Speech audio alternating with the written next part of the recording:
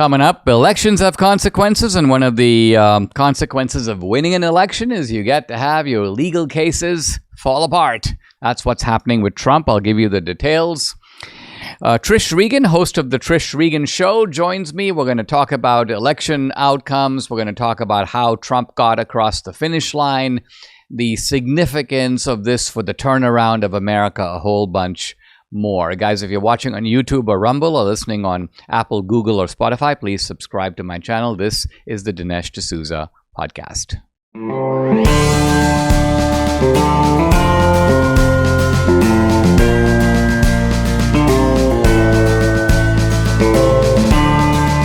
America needs this voice. The times are crazy. In a time of confusion, division, and lies, we need a brave voice of reason, understanding, and truth. This is the Dinesh D'Souza podcast. I'm still basking in the glow of the results of Tuesday's election. And you know what? I think this is a glow that's going to last for a while because so much was at stake.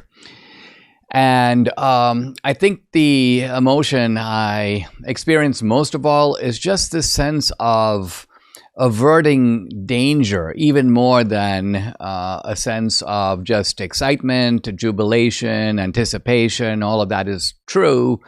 But it's kind of like if you're in a truck, hurtling toward the edge of a cliff, and then you spot it, you swerve, and you manage to avoid a catastrophe. That sense of overpowering relief is very important. And because I think if it had gone the other way, we would, put a face on it, as Republicans do. Hey, we're going to turn it around, and we will redouble our efforts to educate the American people. It's important to think about the fact that a lot of the stuff that we do, that you do, that we do, that I do, Debbie, is all aimed at the election, right? Because even though we spend time every day on podcasting, we spend time in baking the cake of these films, writing books, ultimately, what are you trying to do? You're trying to reach public opinion, educated public opinion, maybe uneducated public opinion, but nevertheless, you're trying to form the mind and activate the values of the American people so that they can make good decisions and use the power that they have, yes, to reform the culture, but also to select their leaders. Now, we've heard that elections have consequences, and there is a bad side to that, and there's a good side. The bad side is that when we lose, we get pummeled, and we have been getting pummeled for 4 years under Biden and Harris. I mean, we've been getting pummeled beyond how much we should normally get pummeled because we're used to, and we should expect to lose policy battles, but we should not expect to have the fear of going to jail. But we have had that fear, and we have seen it. It's not just that it's a amorphous fear that this is something that could happen. It, in fact, did happen to a lot of people. Now, the upside of it is that when you win elections, the consequences are positive. And let's look at some positive consequences emerging already now for President or President-elect Trump, former president and president-elect.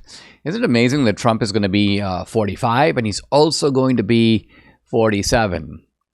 This is, by the way, quite rare. I believe it's happened only once. Did you say, honey, Grover Cleveland? Yeah. The only guy who was elected, then there was an interim, then he was elected again. That's only happened once before. So Trump is really in you can say, rather distinguished or isolated historical company in this respect. But already the DOJ, the Biden DOJ, has said that Jack Smith is winding it up and moving out. He's going to be exiting his role as special counsel. He's going to be leaving the precincts of the DOJ. And what does this mean? His 2 cases against Trump are going to be dropped. One is, of course, the D.C. case before Judge Tanya Chutkan. I know Tanya Chutkan was salivating at the idea of trying to get Trump. Sorry, that's not going to happen.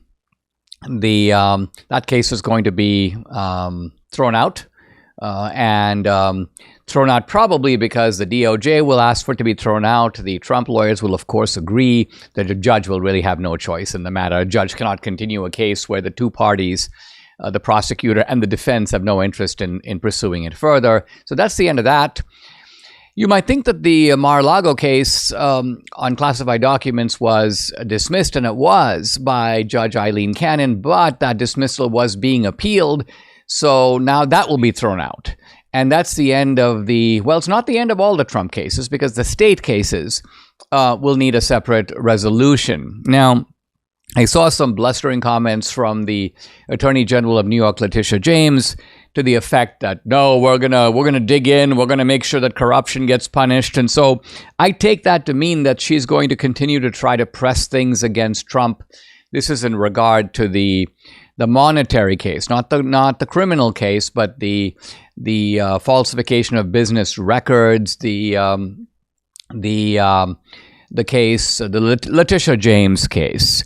However, in the other case, which is the Alvin Bragg case, I mean, New York alone has had really three cases, right? There was the Trump sexually assaulted me in the Bergdorf Goodman dressing room case. That's maybe the most laughable of the three. I mean, all three are laughable to different degrees of amusement. Then there was, of course, the Trump inflated the value of Mar-a-Lago and deserves to be fined because he defrauded the state of New York by doing so, even though the banks had no problem with it. They didn't lose any money. The state of New York claims, well, the state of New York, were hurt by this. So apparently they're going to try to push that one forward. And that's really a monetary case. But the reports are that in the Alvin Bragg case, this is a case, by the way, in which Trump is sitting on 34 criminal convictions. The judge is going to decide on Trump's sentencing, or at least he was supposed to decide on Trump's sentencing, and whether, in fact, in the light of the Supreme Court's decision on immunity, Trump could be sentenced at all. The judge said that in about a week, I will give you my view of that. But now there's a bigger issue, which is, can a state go after a president-elect and try to lock him up, try to put him on probation, claim that he needs to have an ankle bracelet, claims that he needs to have a probation officer come see him and monitor his actions? Can a court control a president-elect in this way? I think the answer to that is quite clearly no. But you never know with these vengeful Democrats. We shouldn't really think of someone like Juan Merchant as a judge. He's essentially an activist in judicial robes. And I think his decision is not going to be influenced really by the law, any kind of ethics. He's going to be thinking basically about, this is what I think he's going to be worried about. At some point, the hunter will become the hunted. In other words, yeah, I like the idea of putting Donald Trump in handcuffs, but Donald Trump probably likes the idea of putting me in handcuffs. And who has a better chance of actually doing it? And who has the actual will to carry it out? So the more that they press in on Trump, the more he's likely to say, all right, well, I'm going to be controlling the DOJ pretty soon. And I'm going to bring in, and by the way, Trump needs to bring in a really tough guy. In my view, previous mafia experience is an obvious plus. We need somebody who's ruthless, who knows how to settle scores, and knows how to impose accountability where there has been so little accountability. In any event, we're going to have a decision from Judge Merchant. He might throw the whole thing out, and I think if he does, it will be less a statement of principle or even law, but essentially an accommodation to the reality of the situation. Let's remember that in our politics, we often argue in the language of law and ethics, but behind it is the question of power. Who has the power? I can tell you, if Trump lost the election, the probability that they would put him in jail, 100%. Debbie jumps right ahead of me, and she's right. So yes, they would have loved to do it, and the Democrats around the country would have cheered it. And anytime we objected, they would be like, no one is above the law. So they've learned to say this stuff with a straight face. And guess what? I think we should take a page out of their book so that when we indict them, when we bring them before a jury in a red state, when we impose confiscatory fines and then they scream, we put on the same straight face and we say the same thing. Very sorry, no one's above the law. And this is the judicial process. And a jury of your peers, look, they all look like you. They're all human beings. They, to pluck a line from Shakespeare's Merchant of Venice, if you prick them, do they not bleed? Yes, they do. They're humans like you are. And they decided that you need to sit in solitary confinement now for a few months. So kind of pack up and get ready. So I'm, in any event, quite pleased to see that this legal edifice, and it was a formidable legal edifice that had been assembled to go after Trump. This is starting to really crumble, one piece at a time. I think ultimately the Fani Willis case will crumble. I mean, it's all going to crumble, and it's all, in the end, going to go away. The question is just simply whether these horrible, nasty people, these people with tyrannical sensibilities will essentially accept the reality of the situation, or will they try to land some kind of closing blows on Trump just because they can't help themselves. They have this kind of inner venom. They identify Trump with everything that's bad. They have loved the opportunity of having free reign on their political opponents. This is a point to remember about tyranny. It's very enjoyable to the people who are doing the tyranny. Don't think of it as a reluctant duty that the tyrant is imposing. Tyrants love what they do. Kicking other people in the rear end is often pretty enjoyable. And they've been enjoying doing it to us over the past 4 years. And I think their only regret now is that we are in a position to, well, do it to them. Hey, many of us have been holding our breath for the past several months, but we can now exhale. Work can finally be done on the major issues this country is facing, one of the most significant being, of course, our national debt. The fact is, our nation is basically broke, and that debt is a house of cards that can't quickly be dismantled. So the strategy is the same. Diversify your savings. And that's why Debbie and I buy gold from Birch Gold. So many things are out of our control, even out of the president's control. It's important to have a safe haven for your savings. Birch Gold Group, my gold company, will help you convert an IRA or a 401k into an IRA in physical gold. And the best news, it doesn't cost you a penny out of pocket. Here's how you get started. Text Dinesh to 989898. You'll get a free information kit. No obligation, just information. Plus, right now through Black Friday, you'll get a free 1-ounce silver eagle for every $5,000 purchased. Diversify your savings with Birch Gold. Text Dinesh to 989898. Claim your eligibility for free silver today. Mike Lindell has a heart of gold. Mike and MyPillow love giving back to those in need. They sent a truckload of 14,000 MyPillows to those impacted by the hurricanes.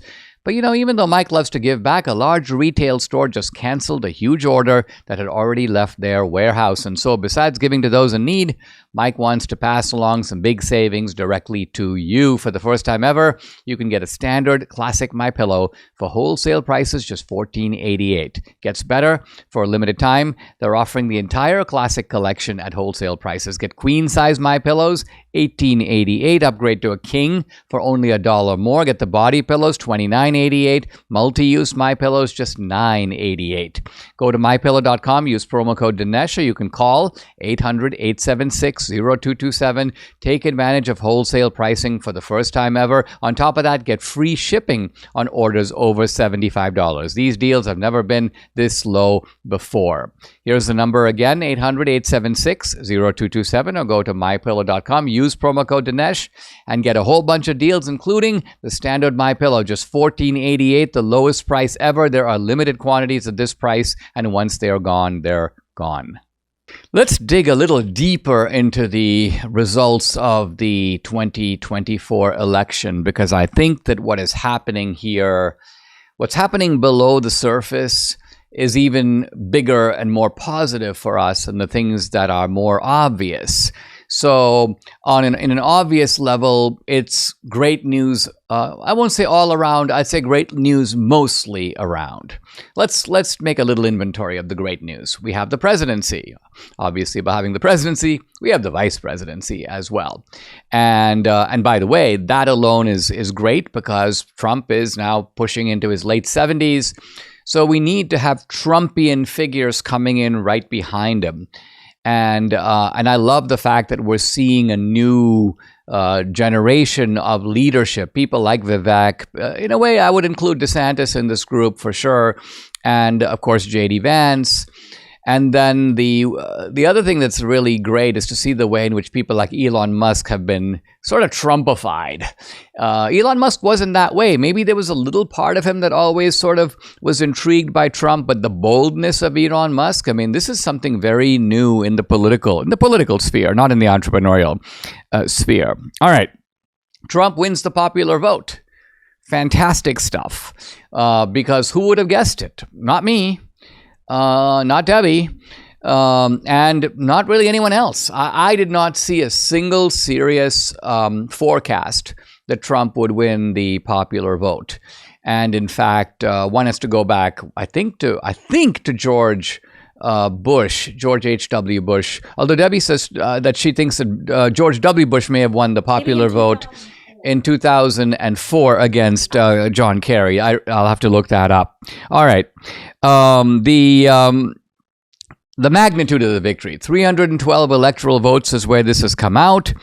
And the great news is that Trump takes all the swing states. Now, again, that is downright awesome. And that's not really something that anyone would have predicted. I mean, I saw predictions that would say things like Trump might take 3, maybe 4 of the 7 swing states, and that'll be enough to give him the election. In 2020, as you know, it all just came down to a very small number of votes in a very small number of states. And but this time, it was from the point of view of the swing states. Now, the margins were not big. I mean, we're not saying that we have 70% of the country on our side. This is not Reagan 1984. But nevertheless, to win all the swing states is a way of saying that you got a... George Bush did. Yeah, Debbie's confirming. You were saying that Trump was able to do it in different parts of the country, right? It's quite different to win in Philadelphia as it is, let's say, to win in Arizona. And then there's Georgia, North Carolina, and then up into the northern part of the Midwest, namely winning in places like Michigan and Wisconsin. And Trump really did it all. He collapsed the blue wall for the second time, the first time, of course, being 2016. And there looks to be pretty good news on the Senate and the House. The House is not formally decided. We won't know the numbers, probably actually for a couple of weeks, maybe even longer in a couple cases. But nevertheless, looks like the GOP is going to end up around 54 seats, good number, and have a House majority. How big that majority is going to be, it could be 10 seats, it could be 15 seats. Clearly, that's not a huge majority, but it is a sufficient majority. And I'll talk a little bit later, not today, about leadership struggles for both the Senate and for the House. Will Mike Johnson continue as the Speaker? And then also what's going to happen on the Senate side where McConnell is stepping down. And there's going to be seemingly a contest with people like Cornyn and Rick Scott and maybe John Thune in a 3-way contest for Senate leadership.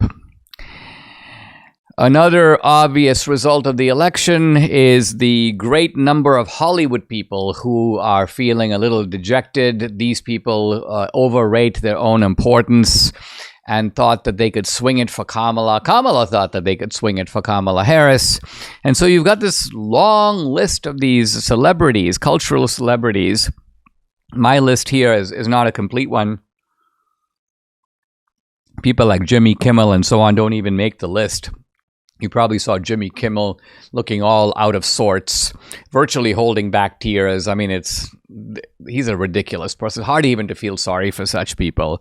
But look, this is a repudiation of Beyonce and Taylor Swift, Cardi B, Lady Gaga, Katy Perry, Harrison Ford, Jennifer Lopez, Bruce Springsteen, Oprah Winfrey, George Clooney, Barbara Streisand, Spike Lee, Julia Roberts, Arnold Schwarzenegger. Hey, honey, did I ever do my Schwarzenegger routine on the podcast? Yes. I think I did do it.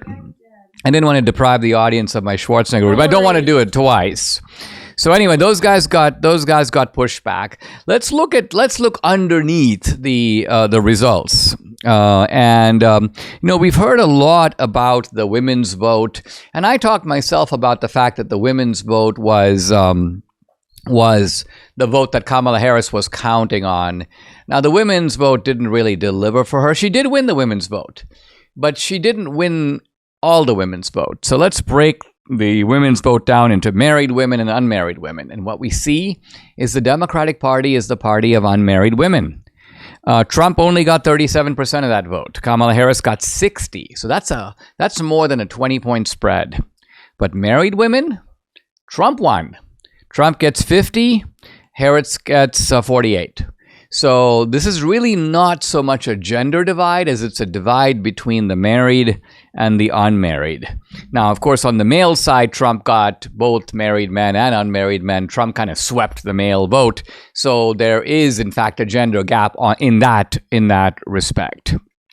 And now, let's talk about the wider implications of all this and the sort of significance of it and the reaction to it that is coming from the left. To me, one of the big takeaways here, and this really shows the magnitude of Trump the man and also the magnitude of his victory. Trump has, in a single stroke, or maybe multiple strokes, but culminating in this single stroke of Election Day, he's vanquished four dynasties. Which are they? Number one, the Clinton dynasty, down. Number two, the Bush dynasty.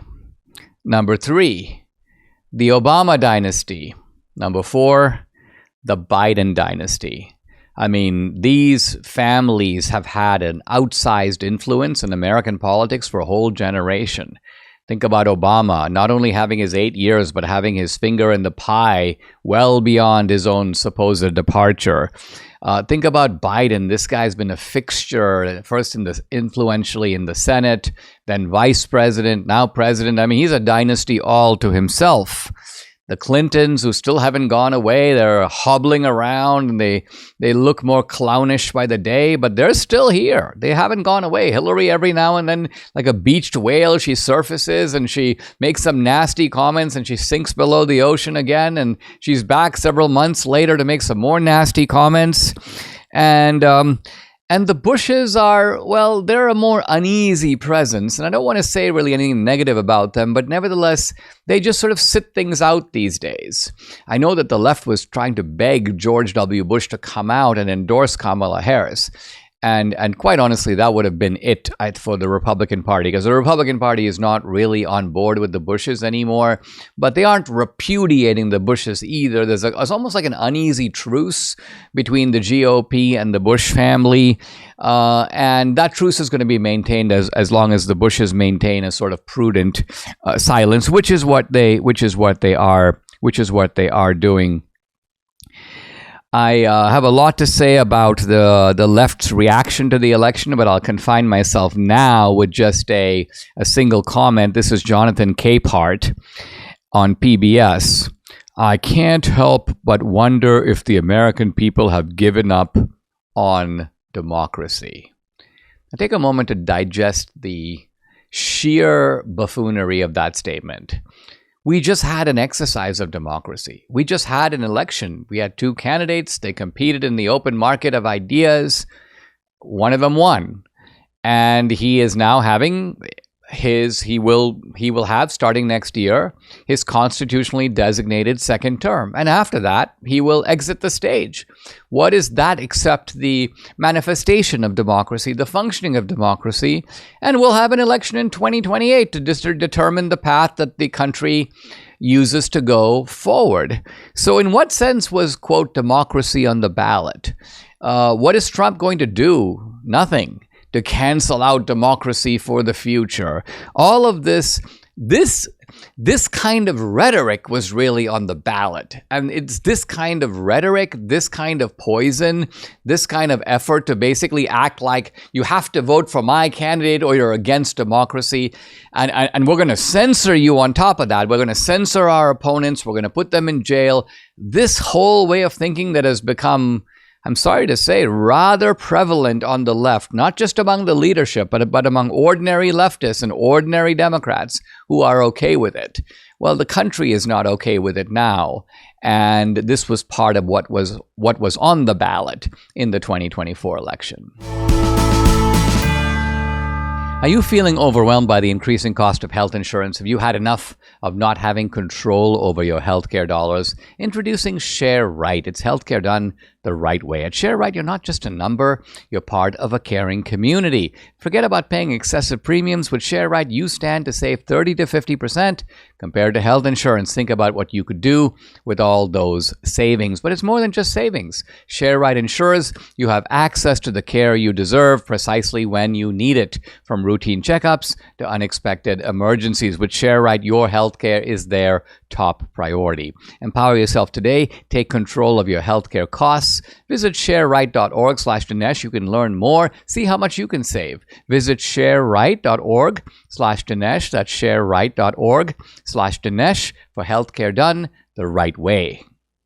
Guys, we're going into a whole new era, and I'd like you to check out my Locals channel. Consider becoming an annual subscriber. It's a really good deal. I post a lot of exclusive content there, including content that's censored on other social media platforms. On Locals, you get Dinesh Unchained, Dinesh Uncensored. You can also interact with me directly. I do a live weekly Q&A every Tuesday. No topic is off limits. I've also uploaded some very cool films to Locals, documentaries and feature films, mine, but also films by others. 2000 Mules is up there.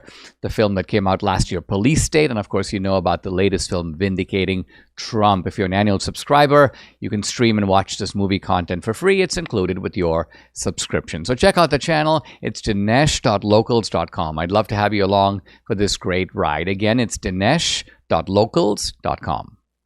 Guys, I'm delighted to welcome to the podcast our friend Trish Regan. She is an award-winning journalist and commentator. She's host of the Trish Regan Show. You can follow her on X at Trish_Regan. And she has an investing research company. It's 76 Research, and the website is 76. That's the number 76, research.com. Trish, welcome to the podcast. This is a nice swapping of spaces. I was on yours, you're now yes. on mine, and I was giving you my thoughts, but I'd like to get yours. We've had, I think, what will go down as an historic election, one that has sweeping implications and long-term impact, the kind of thing that we'll look back on probably years, maybe even decades later, and say that was a turning point for the country. What's your takeaway from the election? Just a day or two past the past election day. It's certainly a really defining moment, Dinesh. I think the last 4 years have been really tough. Frankly, the last 8 years have been really tough. There was a part of the country that felt really emboldened, right, to just cancel everybody else. If you don't agree with me, I don't even have to listen to you. I can close my ears, and not only do I have to close my ears, I can stomp my feet, and I can push you away and make you irrelevant. Not just irrelevant, I can make sure that everybody thinks and knows you're the scum of the earth. And so there was this anger out there by many people within the left. And it was so emboldened, and it was catered to. And I think it actually was something that even Kamala Harris couldn't fight herself. There were so many obvious things that she should have done, but she was so afraid of this anger. She was so afraid of standing up, frankly, for American values, which include this ability for all of us to have fair, honest, open exchanges. There was a campaign ad that Donald Trump put out at the end saying, she's for they, them, Donald Trump's for you. And I think that sort of summarized where we were. And she couldn't even respond to that. She had no response to that. So you think about what was going on, the anger that people felt where you really couldn't even say what you were going to, where you were in terms of who you were going to vote for. You couldn't say it, Dinesh. I mean, look, you're lucky enough to live in Texas. I live up in the Northeast, so it's even more treacherous territory here. There was a punishment, if you would, for expressing your views that was very unlike anything we have historically, certainly in my lifetime, ever seen before. And I think the country said, enough. You know what? There are lots of good people in this country, and I have a father or a mother or a brother or a sister or a spouse that thinks differently, and they are entitled to their opinion. And I'm not going to cancel them, and I'm not going to stand for Kamala Harris and Joe Biden canceling them, all while simultaneously driving my grocery prices through the roof. It sounds like, I think I saw Morning Joe a day or so admitting that for young people, this has become their reality. In other words, he said that he goes to dinner with families, and all these families, largely Democratic families, tell him, our kids are afraid to say what they think. They won't do it. They won't do it in the classroom, but they won't even do it outside the classroom because the social stigma, the ostracism, the fear of being excluded is so strong. And it sounds like what you're saying is that, of course, economic factors, inflation were critical in this election, but they were far from being the only factors, and maybe they weren't even the main thing, that this was one of those elections in which there was the American people essentially said, we are not going to be condescended to, demonized, lectured to, deplatformed in this arrogant way. It was a rebellion against liberal cultural arrogance. Arrogance is such an excellent way of describing it, Dinesh. They're so uppity. They think they have all the answers, and they're out there protecting everything when, frankly, it's actually the opposite. They're the ones that are so litigious and trying to put everybody away and cancel everybody. And, for goodness sakes, Donald Trump, think about what he was up against with Fannie Wilson, Alvin Bragg, and Letitia James, who suddenly thinks she knows the valuation on Mar-a-Lago better than the Deutsche Bank bankers that are actually, have money on the line. This was wild. Jack Smith as well. We've just learned that he's dropping his 2 cases. I mean, enough already, okay? Enough already. America's looking at this going, they went after him with everything they had, and they still couldn't find anything. I think they turned him into a superhero. I mean, for goodness sakes, the poor man was shot at as well. I mean, that's just mind-boggling when you think of everything that we as a country have been through. And then to have the mainstream media get there every night, right, on the mainstream networks, the evening news programs, or on The View, or on Morning Joe, as you mentioned, the cable shows, and try and tell you that you're a bad person, you're a Nazi, you're a sexist, you're a racist, this, that, and the other, if you're supporting Donald Trump. I mean, they jumped the shark, to use a Happy Days Fonzie expression. They jumped the shark. People they don't buy it anymore. They don't believe them anymore. They have fully lost the trust of the American people. And I say, thank goodness. Thank goodness. With regard to Trump, Trish, there was a time there toward the end where I was feeling a little discouraged because it occurred to me that you had all this lawfare against Trump. And we have to say that by and large, the Republican leadership stayed out of it. They were not on the Senate floor and the House floor railing against this attempt to use the law to go after Trump. It's almost like they were like, we'll see how this plays out.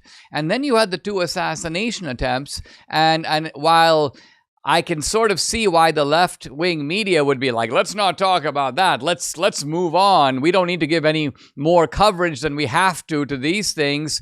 I noticed that Republicans also were kind of moving on in a very peculiar way. And do you think that it's because, by and large, Republicans were took up a wait-and-see attitude? Or do you think, this would be a little more benign way to read it, is Republicans said, okay, listen, guess what? we have a big election coming up. We're going to hold our fire, but we're going to teach them a lesson come election day, because that is, in fact, what happened. I think about it. I mean, I even found myself, the news cycle was moving so quickly that we were losing sight within a couple of weeks, right, of what had actually happened. Because the next thing you knew, we had moved on to the convention, and then we had moved on to the debate. And so it was like every day there was something else to talk about. And it felt, because we're covering all this, right, in real time, it felt almost dated, right, when you're in the news cycle, to go back to even a couple of weeks ago. But think about what happened. I mean, he stood up. I think about this all the time, Dinesh. I mean, he's a really extraordinary person. There are very few like Donald Trump that have that instinct to just keep going back. And America needs it. America really, really needs it. They need him. But he got up on that stage after having, the blood dripping from his ear. Can you imagine the sound it made? He might have thought he was about to die, and stood up and said, no, I have to turn to these people that are here. And he told them to fight. And I get chills just thinking about that. Whether you want to call it divine intervention or I don't know, or just luck. I do think, and I'm a religious person, so I do think that there was the work of God there, and we need to recognize that and really use the fact that he is there and that he has the wind at his sails with hopefully the House and also the Senate to get things done and to set the course right, because this could be monumental. I mean, this could be Reagan times 100, right? He has an opportunity to do great things for the country, great things for the world. And America is behind him.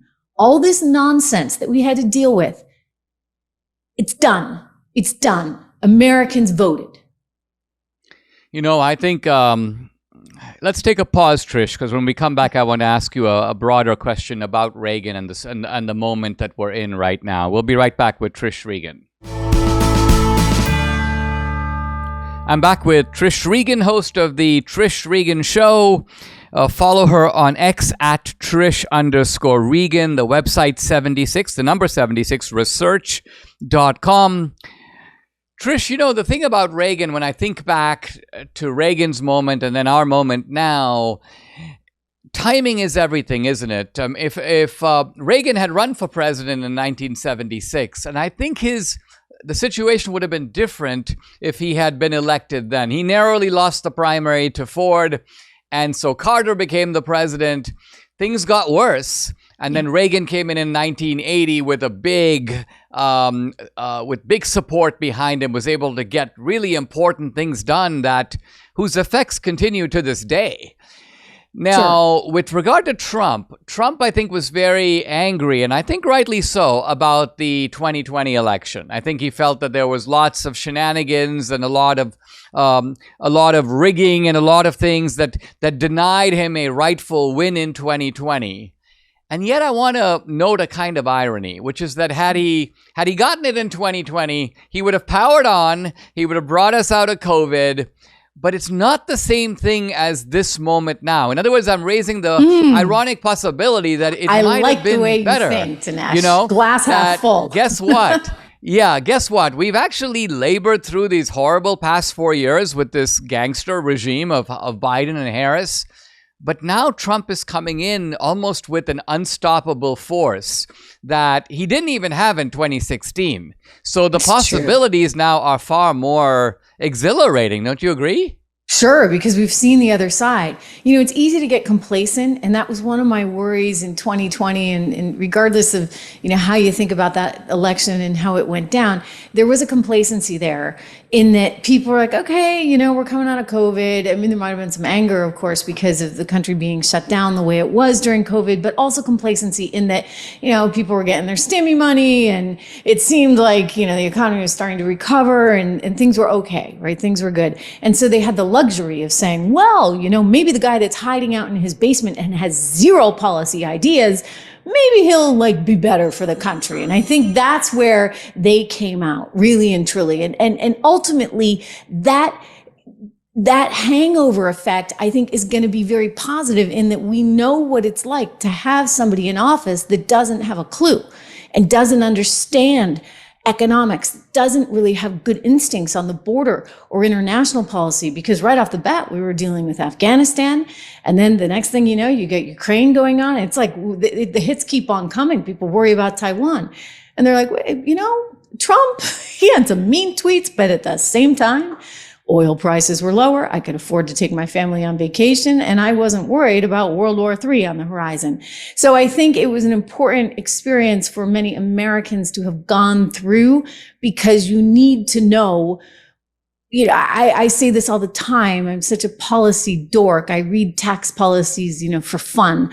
I really think you can't ignore the issues themselves. You need somebody who's really steeped in them, and not only steeped in them, able to execute on them. Somebody who is a good executive, right? A CEO type, which is, coming from the business world, of course, who can get stuff done, as opposed to a bureaucrat that's got their heads up in the clouds. And I think that was Biden. A lot of bureaucracy. Didn't have really firm convictions on things, outsourced it to a team of bureaucrats. We would have gotten more of the same with Kamala Harris. And you ran the risk that you were going to have this creep towards socialism and worse under that regime. And I say regime quite intentionally. So I think people know what that was, Dinesh. And they're like, okay, I'm ready. You know what? Bring back the guy with a few mean tweets, because I was safe, we were prosperous, and we had an opportunity for a future. He's out talking about the 250th anniversary of this country, and he wants to have the Great American State Fair. I just loved it. I thought, you know what? We need a little of that rah-rah. I'll tell you, Dinesh, think about it. How would you ever, and God forbid we're not in a situation where we would ever have to go to war, but how would you ever be able to implement something on the scale of, say, what this country had to go through in World War II? If you have a bunch of people that hate our country and have no pride in America and what America represents.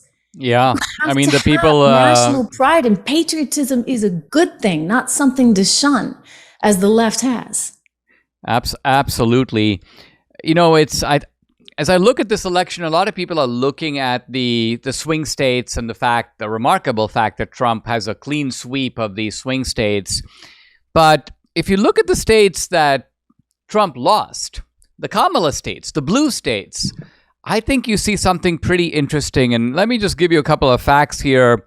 New Jersey, which Trump lost by 16 points in 2020, this year or a few days ago, he loses by 5 points. I mean, think about it. That's a 10-point movement in New Jersey. In California, Trump lost by 29 points. He's currently, this year he lost by 17 points, but that's again 10 points. Yeah. New York, Trump had lost by 23 points. He now lost by 12. In Illinois, he lost by 17 in 2020. Now he lost by 8. So think about it. People are not going to look at that because they will Kamala won.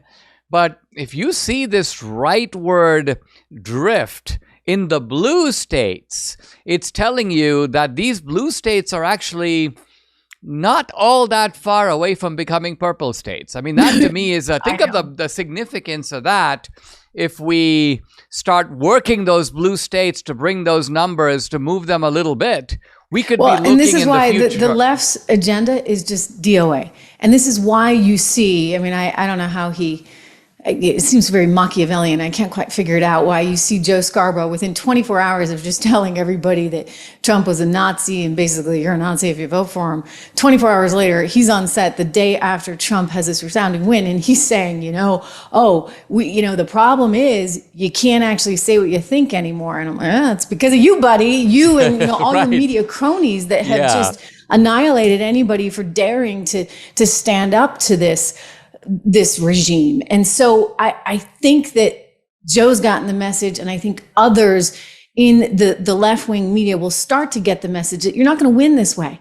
And if you want to win, you're actually going to have to tack back to the center. I mean, I never would have seen myself as like some kind of super right-winger. I mean, you know me, I live free or die, born and raised in the great state of New Hampshire, where I know you went to Dartmouth there, great school. I've had a lot of family go there. And you know what? we pride ourselves, even Democrats don't want taxes, right? In New Hampshire, no sales tax, no income tax. It's all about small, limited government, keeping government on a short leash and really trying to stay nimble. And that's, I think, how a lot of Americans really and truly are. And they got so crazy with, we're gonna legislate how you should think, what you should say, how you should identify yourself. I mean, come on. With these, I wonder about it. Like, okay, clearly, my name is Trish, and I'm all girl, right? Can you not just tell that by looking at me? Do we have to get in a situation the thing is, Trish, where you're making me say that? I mean, that they know that, because here's the point. On the one side, they're like, well, if she, identifying with a woman makes you a woman. And so they insist on all that, and they want all that propaganda. And then the next thing out of their mouth is, Kamala's the first black woman who's running for president. Wait, what? Is she a woman? How do we know that? What does she identify as?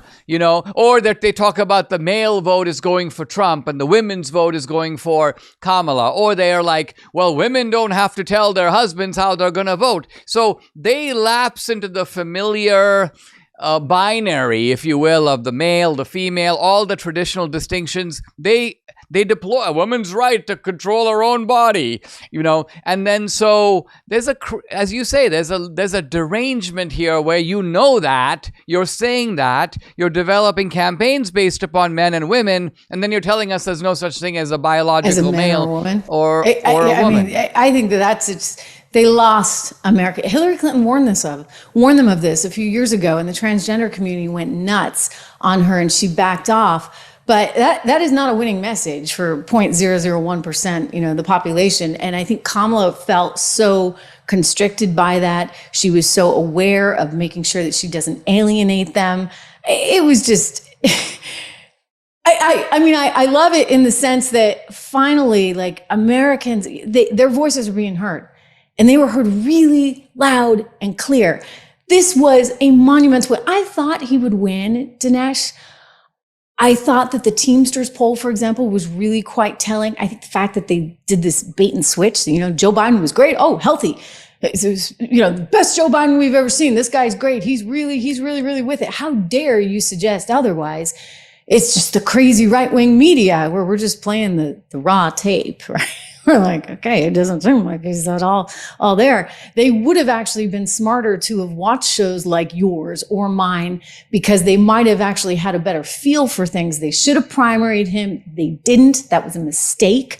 They should have given the American people a choice. So you have a few things going on. People couldn't even choose their candidate. They couldn't even choose their candidate. They're afraid to speak. They're being told if they vote for Trump that they're just the worst scum on earth.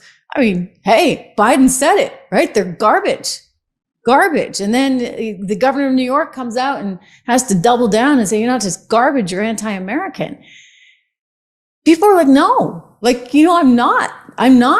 I just think that, a boy is a boy, a girl is a girl, and you shouldn't be forcing them to race against each other in the swimming pool or on the track field. And enough is enough. So this is an important time. We can reset from a cultural perspective, from an economic perspective, and from, I'm going to use the word pride. How do you like pride perspective? American pride. Let's have some pride in being the world's greatest country where everybody wants to come. And I know you know this because you are a product of the American success story yourself, Dinesh. Look, we need to get back to that. And I think there's a real good chance, I hope anyway, that we will and we can.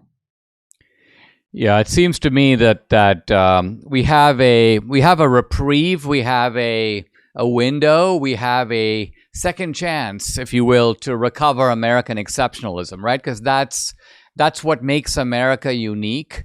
That's what we've been losing. I wrote an article many years ago about what's so great about America, and I listed 10 things. And I went back and looked at those 10 things, and I realized, only about 3 of them are unequivocally true anymore. Meaning the other ones, you can't really say that anymore. You have to revise it. And hopefully we can get back to that American exceptionalism that has made us, I think, a beacon in the world. Guys, I've been talking to the one and only Trish Regan, host of the Trish Regan Show. Follow her on X at Trish_Regan. The website, 76research.com. Trish, thank you very much for joining me. Oh, my pleasure. Great to see you, Dinesh. Thank you. Subscribe to the Dinesh D'Souza podcast on Apple, Google, and Spotify, or watch on Rumble, YouTube, and SalemNow.com.